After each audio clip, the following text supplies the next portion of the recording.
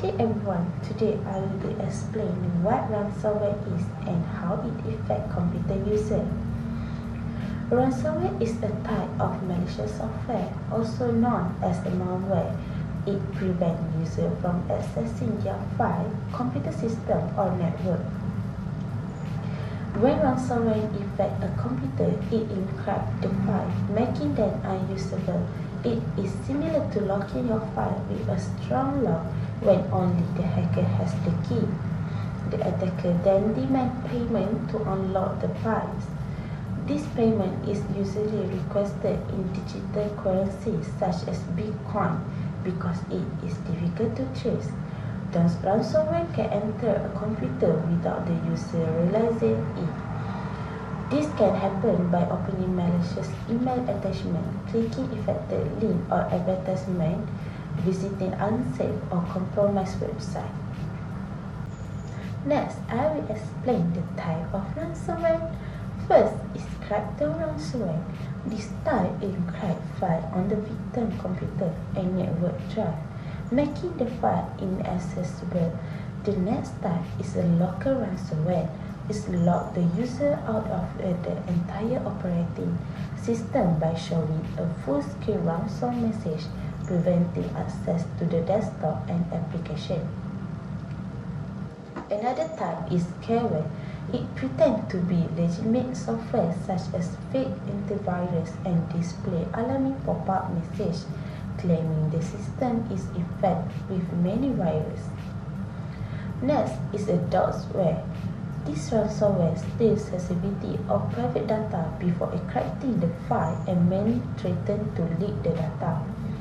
Lastly is ransomware as a service, also known as a RAS. It is a business model where ransomware developers sell or rent their malware to others for profit.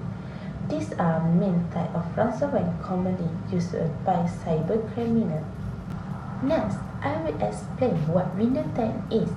Windows 10 is a major operating system developed by Microsoft. It was released in July 2015 as a success to Windows 8.1.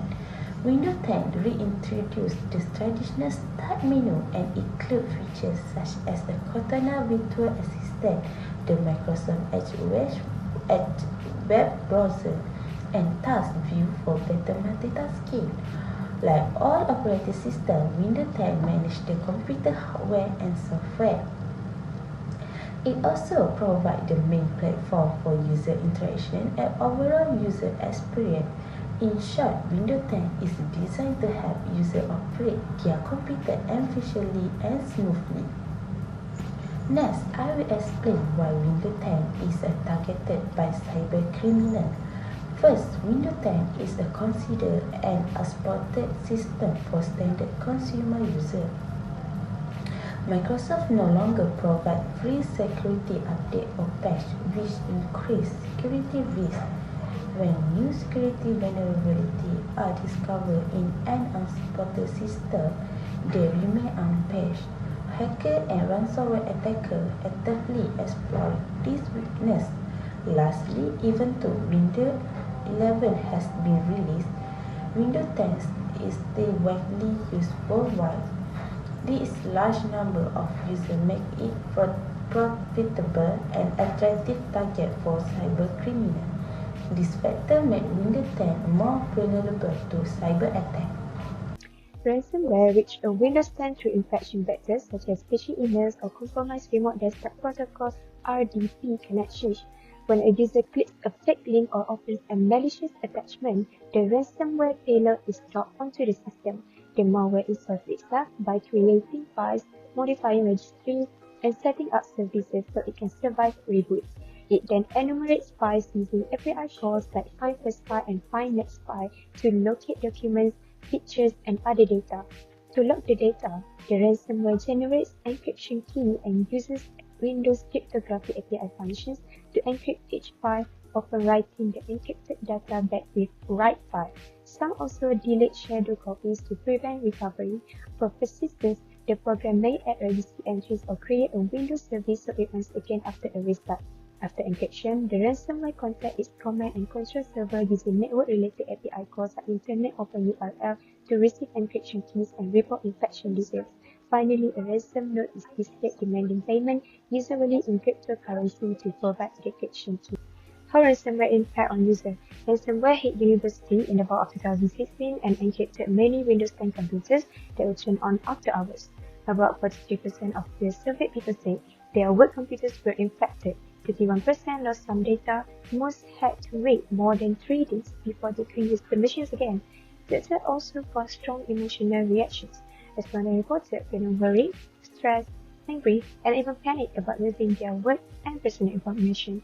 12% of people received official notice, and most learned about the problem through word of mouth or social media, which many found confusing.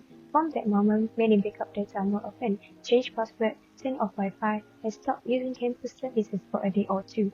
Most said they will not pay any ransom because they doubted that attackers would actually return the file. Interviews showed the overall picture was that ransomware had technology, productivity, and personal well-being. Real-life example of how ransomware attacked Windows 10. In May 2017, the WannaCry ransomware outbreak spread through the Windows SMB v1 vulnerability and reached university networks that were still running Windows 10 on student laptops. When a student opened a malicious email attachment or connect to a compromised campus Wi-Fi, ransomware automatically scanned the local file system, encrypted every readable document, and displayed a ransom note demanding payment in Bitcoin. Because the affected machines were part of the remote learning infrastructure, the encryption halted access to course materials and virtual classroom tools, forcing professors to cancel online sessions and students to lose work. The attack also exploited that many students had not applied Windows 10 patches released by Microsoft, leaving the operating system vulnerable to the exploit.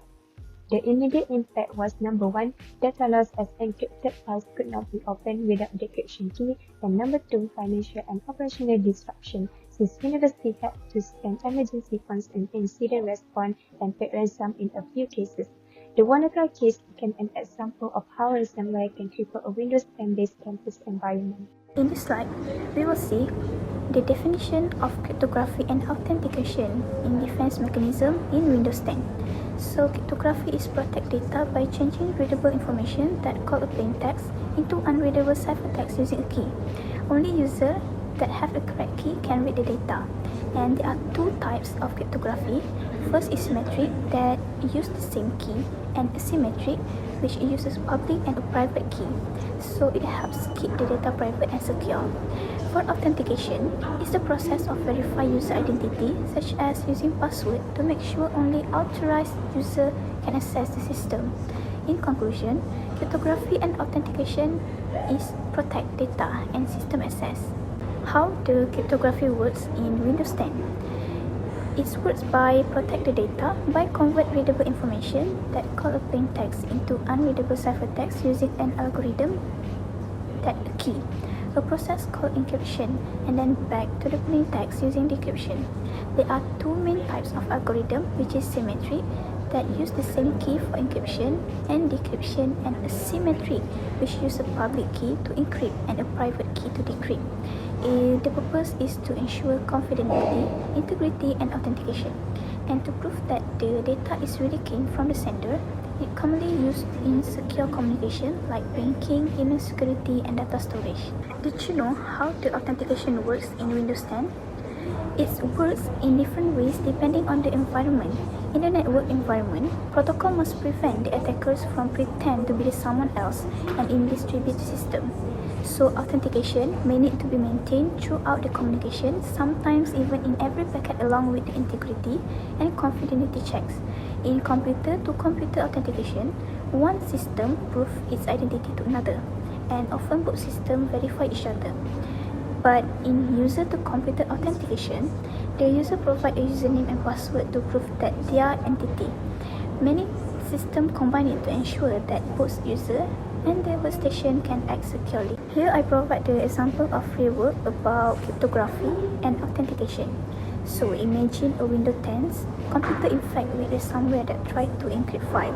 So cryptography like a BitLocker and EFS that protect the data by require an encryption key which ransomware cannot access. for authentication is through the user account control that block unauthorized administrator that stop the malware from making system change and containing the attack. Next, let's see the defense mechanism in Windows 10. A firewall and intrusion detection system, which IDC. So a firewall is a network security device that separates a trusted internet network from an unauthorized external network like the internet. It controls incoming and outgoing traffic using a predefined rules and acts like a gatekeeper to allow safe traffic and block threats. An intrusion detection system, IDS, is separate trusted internet network from external ones and control traffic using security rules. Like a firewall, it protects against unauthorized access and threat that can be hardware or software based, and it acts like a gatekeeper to block a harmful traffic. Did you know how the firewall works in Windows 10? Let me tell you. The firewall operates at the operating system level that continuously monitoring all incoming and outgoing network traffic. It primarily uses a rule-based filtering, allow that block traffic based on a predefined security rules. It also provides the application-based control that prompt user when the unknown apps try to connect to internet. By protecting the privacy and prevent the unauthorized data, for secure communication, protocols like Internet Protocol Security are used, which require device to authenticate before exchange any information that ensure the trusted connection. In this slide, we will see how IDS works. IDS means Intrusion Detection System. So it's basically the network security monitor. It's worked by analyzing and monitoring network events to detect the malicious activity or security violation. Instead of blocking, it inspects copies of packets usually via span or tap ports. This is allowed to recognize attack patterns and check user behavior to identify the abnormal traffic activity. It's the detective to make sure that everything is follow the rules. Lastly, as you can see, this is an example of the real world about firewall and IDS. Imagine that a small business PC is using Windows 10 firewall. When an employee clicks a malicious email link, the firewall detects the suspicious traffic and blocks the malware from sending the data outside the network. This is stop the threat before any files are affected. The company also uses a host-based IDS. The IDS is monitor system activity that logging times. If they detect the unusual behavior such as multiple failed login from a strange location, it alerts the administrator that can take the action to secure the system back. We will discuss two fundamental concepts in cybersecurity defense mechanism, which is access control and privilege separation. These mechanisms are crucial for protecting our system and data from various threats, including malware and ransomware. First, let's look at access control. Access control is a security mechanism that determines who can access system resource and what action they are allowed to perform. Next, we have privilege separation, which work hand in hand with access control. The core principle here is that the user and programs are given only the minimum privilege needed to perform their specific tasks. This is often referred to as the principle of least privilege. This approach offers significant benefits, which is reduce the potential damage if malware or ransomware infects the system, as the malicious software will only inherit the limited privilege of the compromised account or program. Implementing both robust access control and the principle of least privilege through privilege separation can prevent ransomware from easily gaining admin rights to encrypt system files or disable security features, creating a strong defensive layer, significantly enhancing the security posture of any system. Now, we are going to dive into how Windows 10 implements key security features, specifically around user accounts and permissions. The core of Windows security begins with user accounts. The operating system is designed around two primary privilege levels, standards and administrator. Firstly, it is crucial to note that the most users operate under standard user privilege, not full administrator rights. This is a fundamental security practice. Admin privilege are strictly required for significant action, such as modifying core system file or changing security settings. This brings us to a critical feature many of you are familiar with, user account control or UAC. UAC acts as the gatekeeper. When a program requests admin access, perhaps to install software or make a system change, Windows doesn't just grant it automatically. It shows a distinct permission prompt. The main goal here is prevention. This mechanism helps stop malicious software from running with high privilege without your explicit approval, effectively giving the user the final say in system changes. Next, let's discuss Access Control List, or ACL. This is a core part of the Windows security model. The first key point is that the window assigns specific permission, which is read, write, or execute to all files and folders on the system.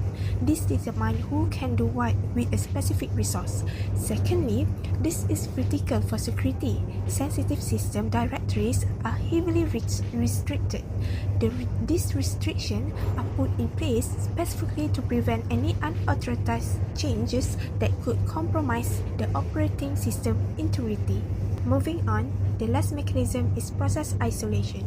This approach tackles security from a different angle, focusing on how applications interact with the system and each other. The main principle here is simple. Applications run in isolated environments. This is often referred to as a sandbox. By running process separately, Windows limits how much of the broader system an individual application can access. If one process is compromised, it can't easily spread to affect the entire operating system or other running programs. We were looking at a real-world example of a significant cyber threat, the Lockbit ransomware. Lockbit attempts to gain elevate privilege to bypass security controls and encrypt crucial system files. However, Windows 10 systems with strong access control like UAC can effectively limit the ransomware impacts. By preventing unauthorized privilege escalation, Windows 10 reduced the attack surface and showed the value of OS-level security mechanisms. This demonstrates that robust, built-in OS security is vital for protecting against modern cyber threats. In conclusion, ransomware poses a significant security threat to operating systems by compromising data availability and system integrity.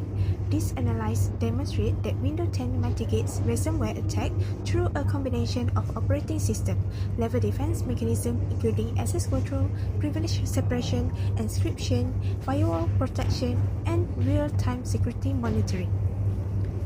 By restricting administrative privilege and enforcing control access to critical system resources, Windows 10 effectively reduces attack surface and limits the potential impact of ransomware. The coordinated implementation of this security control enhances the overall resilience of the operating system, highlighting the importance of integrated defense mechanisms in protecting against modern cyber threats.